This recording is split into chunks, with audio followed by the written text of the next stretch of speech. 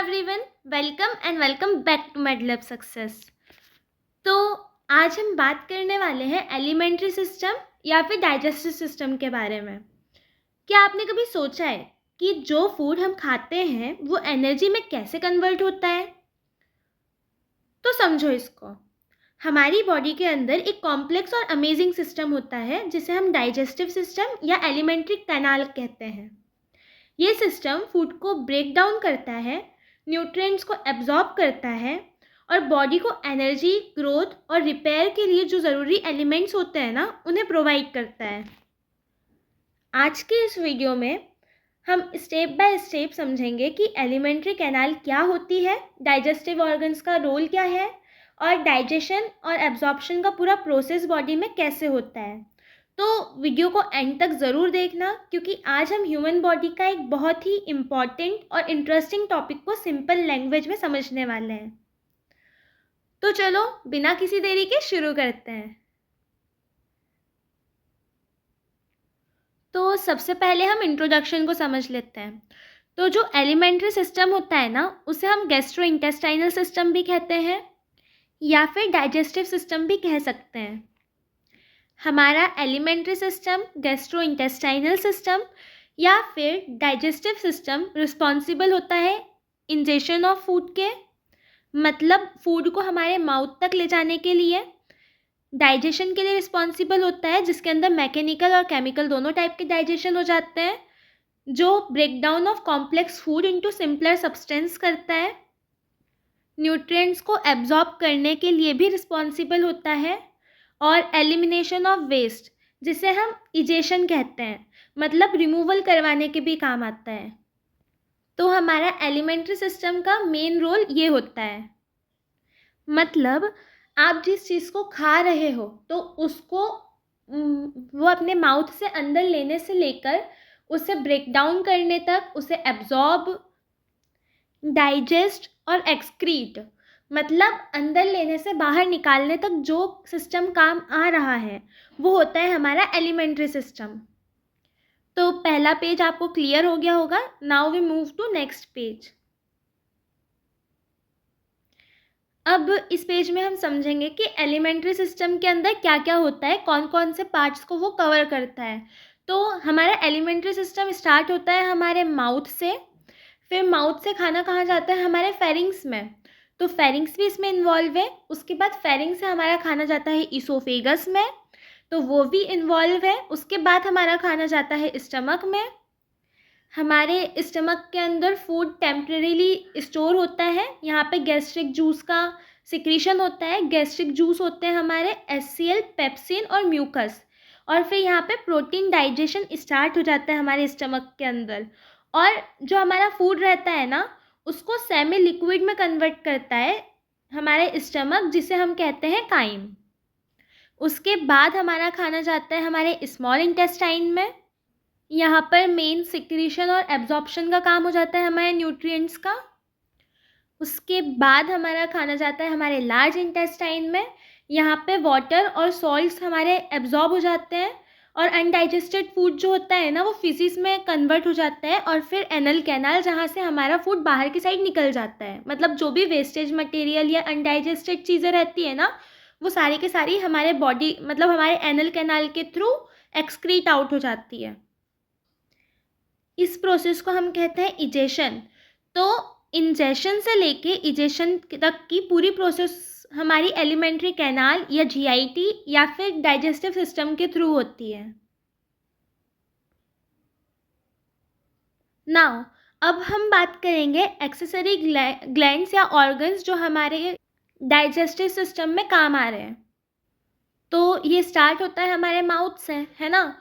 तो हमारे माउथ में होते हैं सलाइवरी ग्लैंड्स जो कि सलाइवा सिक्रीट करते हैं। उसके बाद लीवर भी हेल्प करता है, जो कि बाइल जूस सिक्रीट करेगा, जिससे इमल्सिफिकेशन ऑफ फैट्स होगा, मतलब ब्रेक डाउन होगा हमारे फैट्स का स्मॉल पार्टिकल्स में।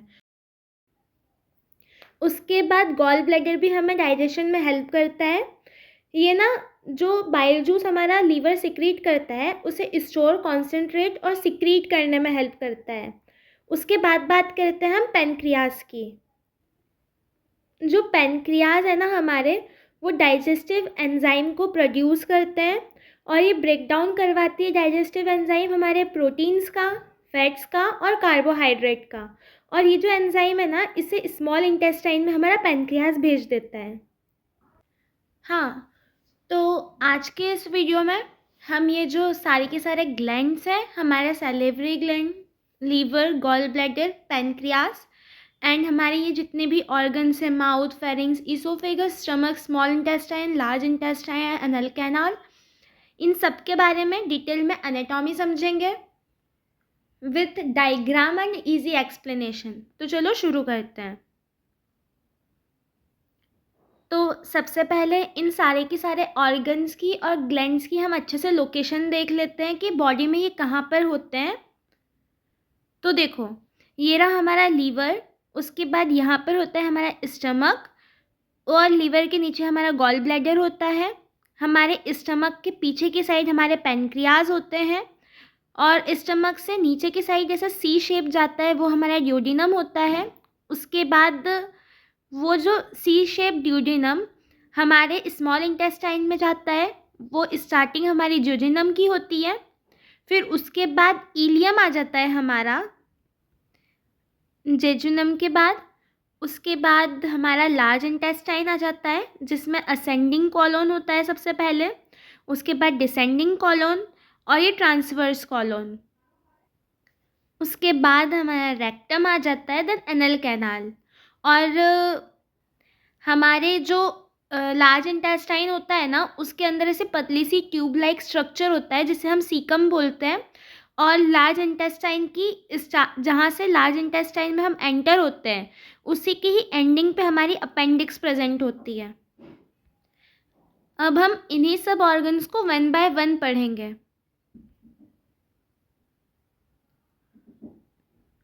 तो उसके पहले हम समझ लेते हैं कि डाइजेशन, एब्जॉर्प्शन और एसिमिलेशन ये तीनों वर्ड्स होते क्या है एक्चुअल में।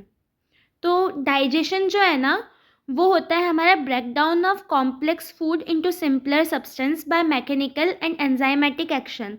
मतलब मैकेनिकल और एंजाइमेटिक एक्शन के द्वारा ब्रेकडाउन होना हमारे फूड का सिंपल सब्सटेंस में। उसके बाद एब्जॉर्प्शन, मतलब एब्जॉर्प्शन नाम से ही समझ आ रहा है कि हमारा जो डाइजेस्टेड फूड है उसे इंटेस्टाइन से ब्लड और लिम्फ में एब्जॉर्ब करवाना। उसके बाद एसिमिलेशन, मतलब हमारी जो बॉडी की सेल्स है ना, उनके अंदर हमारे जो एब्जॉर्ब न्यूट्रिएंट्स हैं उनको यूज़ करना। मतलब हमारी सेल्स उन्हीं एब्जॉर्ब न्यूट्रिएंट्स को यूटिलाइज कर कर ही काम करती है।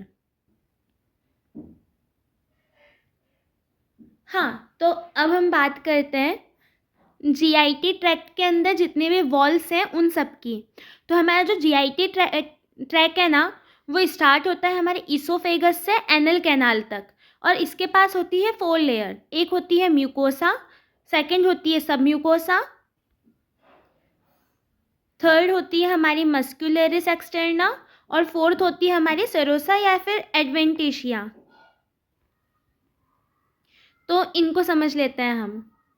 तो हमारी जो म्यूकोसा होती है ना, उसके अंदर एपिथेलियम, लेमिना प्रोप्रिया और मस्कुलरिस म्यूकोसा ये तीनों प्रेजेंट होते हैं और इसका फंक्शन होता है हमारा सिक्रीशन और एब्जॉर्प्शन करवाने का। उसके बाद हमारी जो सब म्यूकोसा होती है ना, उसके अंदर ब्लड वेजल्स, लिम्फेटिक्स और मिजनर प्लेक्सिस प्रेजेंट होते हैं और ये कंट्रोल करती है सिक्रीशन को। मतलब क्या हमें सिक्रीट करवाना है और क्या सिक्रीट नहीं करवाना है वो हमारी सब म्यूकोसा देखेगी। और जो हमारी म्यूकोसा है ना, वो सिक्रीशन और एब्जॉर्प्शन दोनों का काम करेगी। मतलब वो सिक्रीट भी करवाएगी और एब्जॉर्ब भी करवाएगी। उसके बाद बात करते हैं हम मस्कुलरिस एक्सटर्ना। तो ये इनर सर्कुलर लेयर होती है, अंदर की साइड से सर्कुलर और आउटसाइड से लॉन्गिट्यूडनल लेयर होती है और ये रिस्पॉन्सिबल रहती है हमारी पेरिस्टाल्सिस मूवमेंट करवाने के। मतलब जो हमारी जो इंटेस्टाइन होती है ना, वो ऐसा वेव जैसा मूवमेंट करती है फूड को पास करवाने के लिए और पचाने के लिए। तो जो वेव लाइक मूवमेंट होता है ना, उसे हम बोलते हैं पेरिस्टाल्सिस।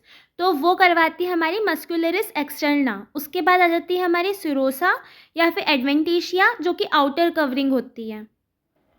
तो हमारी जो जीआईटी ट्रैक्ट होता है उसमें ये चारों की चारों लेयर्स होती है, जो स्टार्ट होती है हमारी ईसोफेगस से लेके तो हमारी एनल कैनाल तक।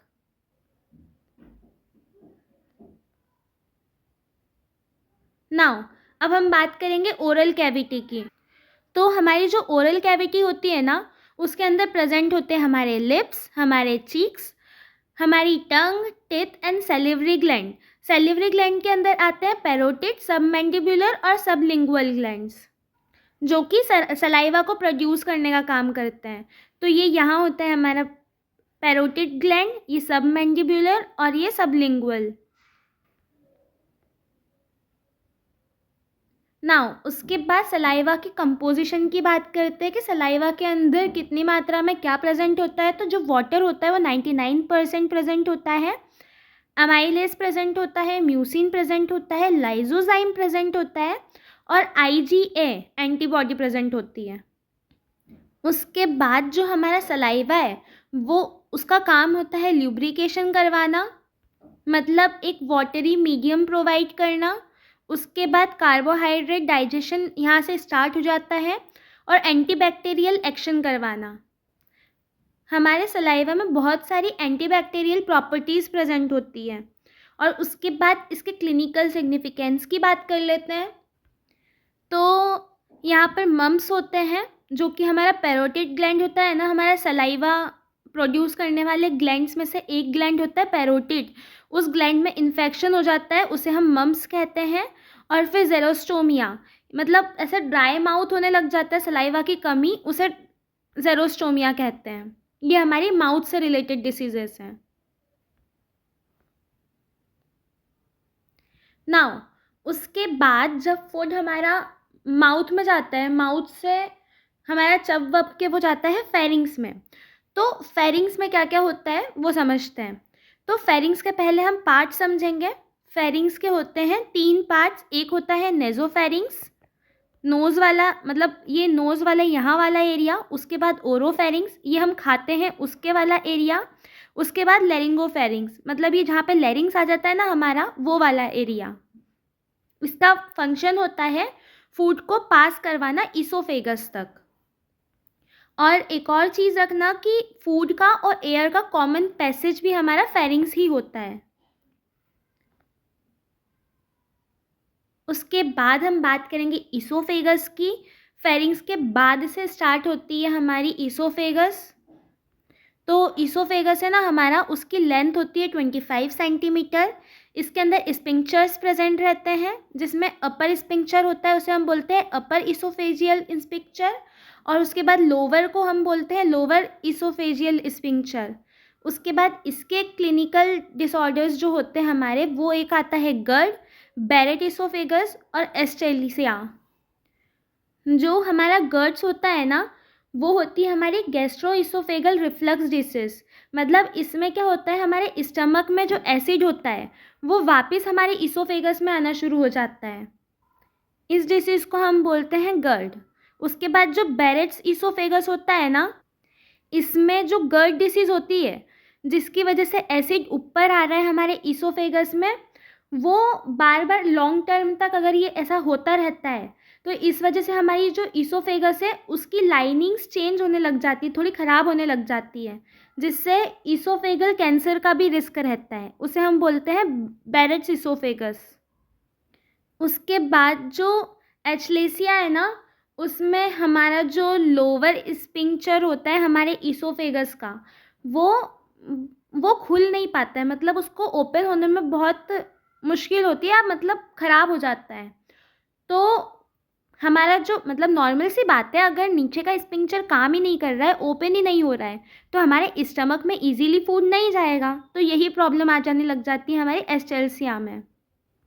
तो ये डिसीजेस रिलेटेड थी हमारे ईसोफेगस से। उसके बाद हम आगे बढ़ते हैं स्टमक पर। तो हमारा जो स्टमक होता है ना, उसकी लोकेशन होती है लेफ्ट हाइपोकॉन्ड्रियम एपिगैस्ट्रियम। मतलब ऊपर का जो हमारा लेफ्ट वाला साइड होता है ना, हमारी जो रिब्स होती है उसके जस्ट नीचे की साइड, हमारी लेफ़्ट साइड, उसे हम बोलते हैं लेफ़्ट हाइपोकॉन्ड्रियम। और एपिगैस्ट्रियम मतलब स्टर्नम के जस्ट नीचे, और जो नेवल होती है उसके ऊपर की साइड के एरिया को बोलते हैं एपिगैस्ट्रियम। तो ये होती है हमारी लोकेशन स्टमक की, लेफ़्ट हाइपोकॉन्ड्रियम, एपिगैस्ट्रियम। अब इसके ना पार्ट्स होते हैं चार, चार पार्ट्स में डिवाइड होता है। एक होता है कार्डिया, फंडस, बॉडी और पाइलोरस। अब देखो इस स्टमक को, यहाँ पे हमारी ये इसोफेगस ख़त्म हुई, यहाँ से हमारे स्टमक की एंट्री स्टार्ट हुई है। तो ये वाला जो पोर्शन होता है ना, इसे बोला जाता है कार्डिया। उसके बाद ये यहाँ का जो ऊपर वाला उठा हुआ पोर्शन होता है, इसे बोला जाता है फंडस। उसके बाद ये जो बीच वाला बॉडी वाला पोर्शन होता है, इसे कहा जाता है बॉडी। और ये जो नीचे जाने वाला पोर्शन होता है, इसे कहा जाता है पाइलोरस। अब लेयर्स की बात करते हैं, तो जो हमारा स्टमक होता है उसके अंदर 3 मसल लेयर्स पाई जाती है, जो कि इसका यूनिक फीचर होता है। तो इसमें ना अंदर की साइड देखोगे तो 3 टाइप की लेयर होगी। तो जो ये यहाँ पे होती है ना, ऐसे ऐसे ऐसे, मतलब सीधी सीधी लेयर्स, जब इसको ऐसे बाहर से ऐसे काट के मतलब छील के देखेंगे अंदर की साइड, तो ऐसी सीधी सीधी लेयर आएगी जिसे कहते हैं ऑब्लिक। उसके बाद आती है सर्कुलर लेयर, जिसे कहा जाता है सर्क्यूलर। उसके बाद आती है हमारी लॉन्गिट्यूडनल लेयर्स, ऐसे मतलब सीधे सीधे सीधे सीधे, उसे कहा जाता है लॉन्गिट्यूडनल। तो 3 मस्कुलर लेयर्स प्रेजेंट होती है हमारे स्टमक के अंदर, ऑब्लिक, सर्कुलर एंड लॉन्गिट्यूडनल। इसे भी याद रखना है। और इस पार्ट को कहा जाता है कार्डिया। फिर आता है हमारा ये वाला पार्ट फंडस, ये वाला पार्ट हमारा बॉडी, एंड नीचे वाला पार्ट पाइलोरस।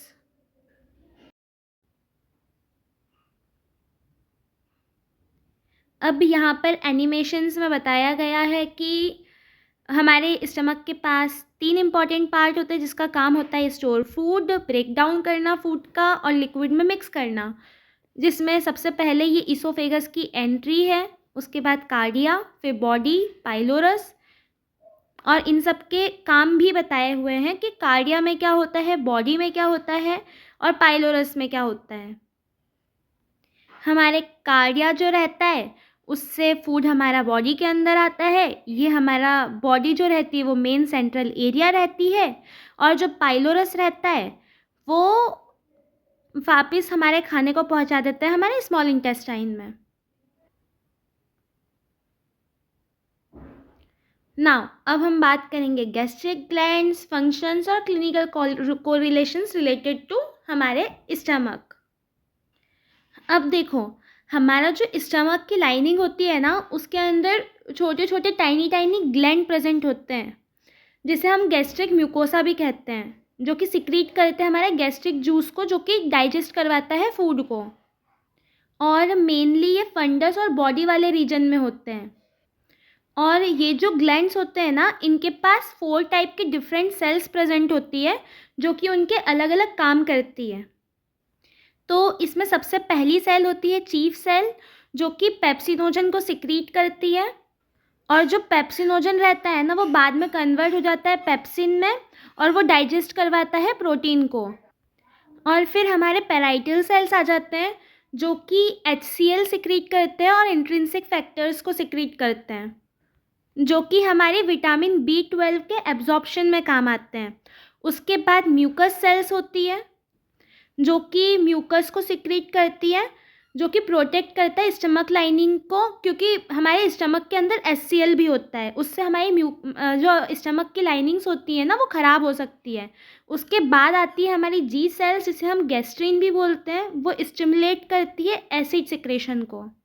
तो गैस्ट्रिक ग्लैंड्स, ये गैस्ट्रिक ग्लैंड्स के अंदर ये चारों सेल्स आती हैं। तो इसे भी अच्छे से याद रखना है हमें, क्योंकि मेन सेल्स है ये। उसके बाद जैसे कि आपने गैस्ट्रिक ग्लैंड की सेल्स को समझ ही लिया, तो फंक्शंस आप इजीली बता सकते हो कि क्या क्या काम हो रहा है यहाँ पे। प्रोटीन का डाइजेशन हो रहा है, मैकेनिकल चर्निंग हो रही है, और विटामिन B12 का एब्जॉर्प्शन भी हमारे स्टमक के अंदर ही होता है, जिसे हम इंट्रिंसिक फैक्टर के थ्रू होता है ना। उसके बाद क्लिनिकल कोरिलेशंस की बात करते हैं, जिसमें आते हैं हमारे peptic ulcers and pernicious anaemia. अब जो पेप्टिक अल्सर होता है ना, वो हमारे स्टमक में या स्मॉल इंटेस्टाइन का जो ड्यूोडेनम वाला पार्ट होता है, वहाँ पे जो स्टमक एसिड होता है उसकी वजह से अल्सर्स हो जाते हैं, उसे कहा जाता है। उसके बाद पर्नीशियस अनीमिया जो होता है हमारा, वो विटामिन B12 की डेफिशिएंसी की वजह से होता है। ये रहा हमारा लार्ज इंटेस्टाइन का डायग्राम, जिसमें मतलब इंटेस्टाइन का डायग्राम जिसमें लार्ज और स्मॉल दोनों हैं। तो ये वाले हमारे लार्ज इंटेस्टाइन होते हैं, ये हमारे स्मॉल इंटेस्टाइन होते हैं, और इसे हम रेक्टम बोलते हैं। नाउ अब हम इनको अच्छे से समझेंगे। तो सबसे पहले समझ लेते हैं हम स्मॉल इंटेस्टाइन को। तो जो स्मॉल इंटेस्टाइन होता है ना, वो major site of digestion and absorption होता है। ज़्यादा डाइजेशन और एब्जॉर्प्शन की प्रोसेस यहीं पर ही अकर करती है। ये 6 मीटर का होता है। इसके 3 पार्ट्स होते हैं, ड्यूोडेनम, जेजुनम और इलियम। जो ड्यूोडेनम होता है ना, वो हमारे स्टोमक से ऐसे सी शेप की ट्यूब आती है, उसे बोलते हैं ड्यूोडेनम। उसके बाद ऐसे थोड़ा सा कर्व, मतलब थोड़ा सा ऐसा आता है, इसे बोलते हैं जेजुनम। और उसके बाद बहुत ही ज़्यादा कर्व आते हैं, उसे इलियम बोलते हैं। फिर इलियम से हमारा लार्ज इंटेस्टाइन स्टार्ट हो जाता है। नाउ इस डायग्राम में अच्छे से समझ आ रहा है। ये रहा हमारा स्टमक, स्टमक से ये सी शेप जा रहा है हमारा ड्यूोडेनम। उसके बाद ये जेजुनम में जा रहा है स्मॉल इंटेस्टाइन के। फिर ड्यूोडेनम जो है हमारा, वो इलियम के अंदर जा रहा है, और इलियम से हमारा लार्ज इंटेस्टाइन स्टार्ट हो गया। और लार्ज इंटेस्टाइन के बाद वो एंडिंग होता है हमारे रेक्टम पे।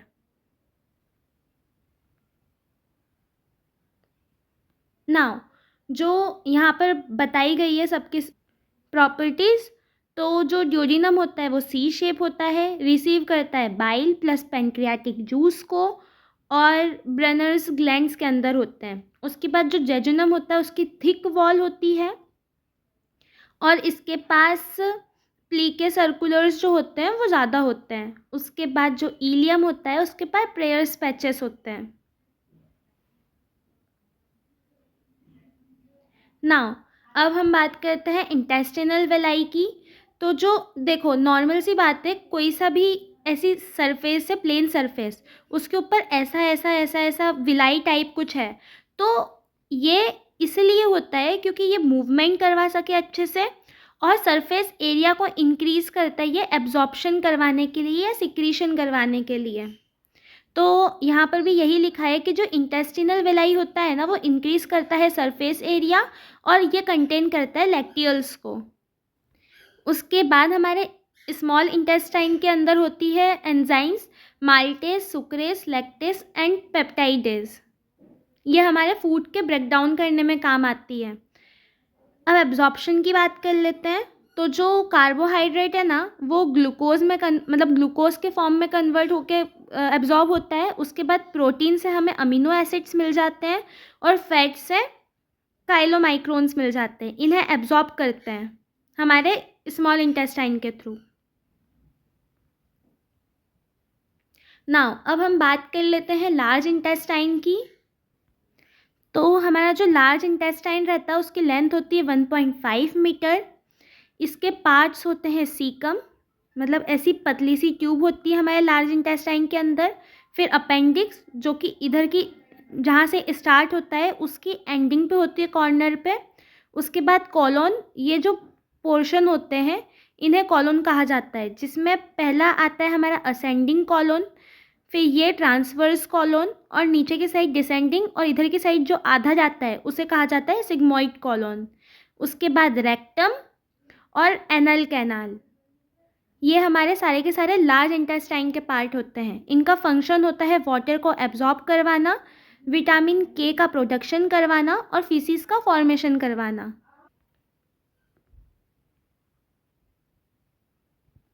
Again here is image of our small and large intestine. ये स्टमक है, उसके बाद ये ड्यूोडेनम जा रहा है जो कि हमारे स्मॉल इंटेस्टाइन का पार्ट है। उसके बाद जेजुनम जो कि हमारे स्मॉल इंटेस्टाइन का सेकंड पार्ट है। उसके बाद इलियम जो कि third part of our small intestine है। उसके बाद ये पतली सी लाइनिंग जो जा रही है ये हमारी सीकम है। उसके बाद ये लार्ज इंटेस्टाइन में ये जो पोर्शंस जा रहे हैं इसे कोलोन कहा जाता है, जिसमें इधर के साइड जो जा रहा है इसे कहा जाता है असेंडिंग कॉलोन, ये जो जा रहा है इसे ट्रांसवर्स कॉलोन, नीचे की साइड जो जा रहा है इसे डिसेंडिंग कॉलोन, और ये जो हाफ कॉलोन जा रहा है रेक्टम की साइड या एनस की साइड इसे कहा जाता है सिग्मोइड कॉलोन। फिर आता है रेक्टम और एनस जहाँ से फूड बाहर की साइड चले जाता है, मतलब एक्सक्रीट आउट हो जाता है हमारा अनडाइजेस्टेड मटेरियल। नाउ अब हम बात करेंगे ग्लैंड्स की, जिसमें सबसे पहले आ जाता है हमारा लीवर, जो कि largest gland of our body होता है। इसकी फंक्शनल यूनिट होती है हेपेटिक लोब्यूल। इसका ब्लड सप्लाई में पोर्टल वेन्स होती है इसके पास 75%, हेपेटिक आर्टरी होती है इसके पास 25%। इसका फंक्शन होता है बाइल का प्रोडक्शन करवाना, डिटॉक्सिफिकेशन करवाना, ग्लाइकोजन का स्टोर करता है ये, और प्लाज्मा प्रोटीन को सिंथेसिस करवाना भी हमारे लीवर का ही काम होता है। इसके क्लिनिकल सिग्निफिकेंस की बात करेंगे तो लीवर से रिलेटेड डिसीजेस हो सकती है सिरोसिस, जॉन्डिस और पोर्टल हाइपरटेंशन। जिसमें जो सिरोसिस होता है ना वो क्रॉनिक डिसीज़ होती है हमारे लीवर की, जिसमें नॉर्मल लीवर की जो टिश्यूज़ होते हैं वो रिप्लेस हो जाते हैं स्कार टिश्यूज़ से, उसे सिरोसिस कहा जाता है। उसके बाद जो जॉन्डिस होता है ना उसमें स्किन, आईज़ और यूरिन का कलर येलो में कन्वर्ट हो जाता है, क्योंकि एक्सेस बिलीरुबिन का प्रोडक्शन हो जाता है हमारे ब्लड के अंदर। उसके बाद उसे जॉन्डिस कहते हैं। उसके बाद आती है हमारी पोर्टल हाइपरटेंशन। तो इसमें जो ब्लड प्रेशर रहता है ना वो पोर्टल वेन में बढ़ जाता है, उसे बोलते हैं पोर्टल हाइपरटेंशन। वैसे तो ये सारी की सारी डिसीज़ को हम बाद में क्लिनिकल सिग्निफिकेंस में अच्छे से कवर करेंगे, लेकिन फिर भी ऐसे ग्लैंड वाइज, ऑर्गन वाइज एक बार डिसीज़ बता दूंगी ना तो वो आपको याद अच्छे से रहेगी हमेशा। तो इन्हें हम ऑर्गन्स के साथ और ग्लैंड्स के साथ भी करते जा रहे हैं, और फिर अलग से एक बार और समझ लेंगे विथ नोट्स। उसके बाद बात करते हैं गॉल ब्लैडर की। गॉल ब्लैडर में बाइल का स्टोरेज होता है, मतलब ये बाइल उसको स्टोर करके रखता है। ये रिलीज़ करता है बाइल विया सीसीके। जो सीसीके होता है ना वो कोलेसिस्टोकाइनिन एक हार्मोन होता है जो कि गॉल ब्लैडर के थ्रू हमारे बाइल को सिक्रीट करवाता है। उसके बाद इसके क्लिनिकल सिग्निफिकेंस, मतलब जो गॉल ब्लैडर से रिलेटेड क्लिनिकल सिग्निफिकेंस है उसमें सबसे पहले आता है गॉल स्टोन, मतलब स्टोन हो जाता है गॉल ब्लैडर के अंदर। और होता है कोलेसिस्टाइटिस, मतलब गॉल ब्लैडर में जब सूजन या इन्फ्लामेशन हो जाती है ना उससे कोलेसिस्टाइटिस कहा जाता है।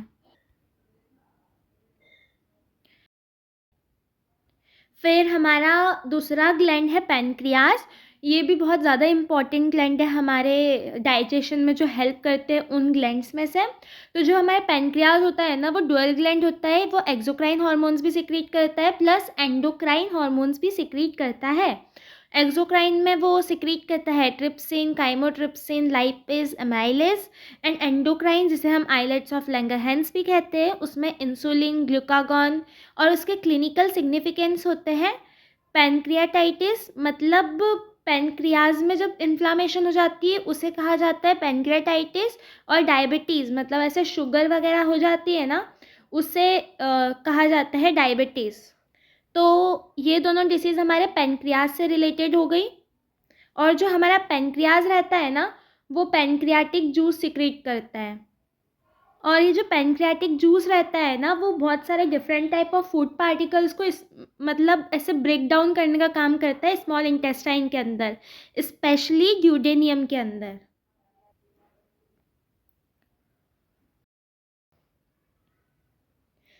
तो हमने अब तक अच्छे से कवर कर लिया है एलिमेंट्री सिस्टम, जिसे हम डाइजेस्टिव सिस्टम भी कहते हैं, या इस टॉपिक को हम डाइजेशन और एब्जॉर्प्शन भी कह सकते हैं।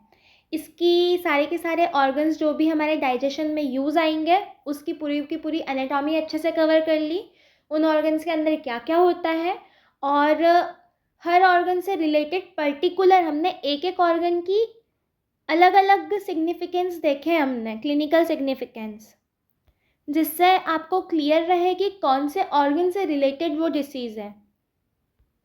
और इंट्रोडक्शन भी बहुत अच्छे से समझ लिया। अब जो नेक्स्ट पार्ट आएगा ना उसमें अच्छे से फिजियोलॉजी होगी, बहुत डिटेल्ड इजी नोट्स होंगे, प्लस क्लिनिकल सिग्निफिकेंस भी आपको एक ही जगह पर मिल जाएंगे विद प्रॉपर नोट्स। तो फिर हम जल्द ही मिलते हैं नेक्स्ट वीडियो में विद फुल एनर्जी। तब तक के लिए eat healthy, digest easily, stay happy, healthy, clear. Tata, bye bye and take care.